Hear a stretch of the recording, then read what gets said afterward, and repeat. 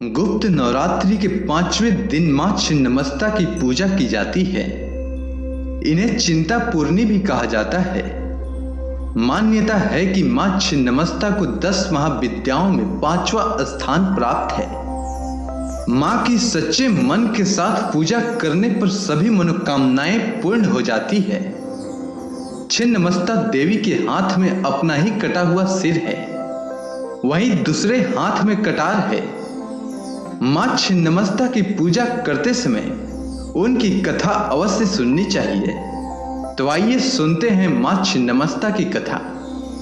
पौराणिक कथा के अनुसार एक बार पूर्णिमा की रात में राजा दामोदर शिकार की खोज में निकले। शिकार की तलाश में वे भैरवी नदी के संगम स्थल पर पहुंच गए।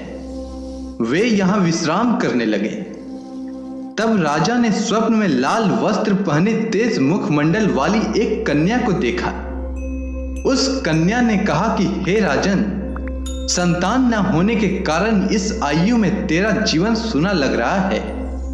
अगर मेरी बात मानी तो रानी की गोद हरी हो जाएगी। तभी अचानक से राजा की आंख खुल गई। वह इधर उधर भटकने लगा।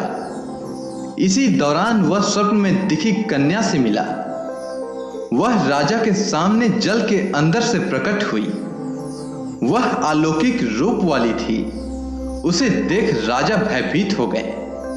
कन्या ने राजा से कहा कि हे राजन, मैं छिन्नमस्ता की देवी हूं। मुझे कलियुगी मनुष्य नहीं जान पाए हैं। मैं इस वन में प्राचीन काल से गुप्त रूप से निवास करती हूं।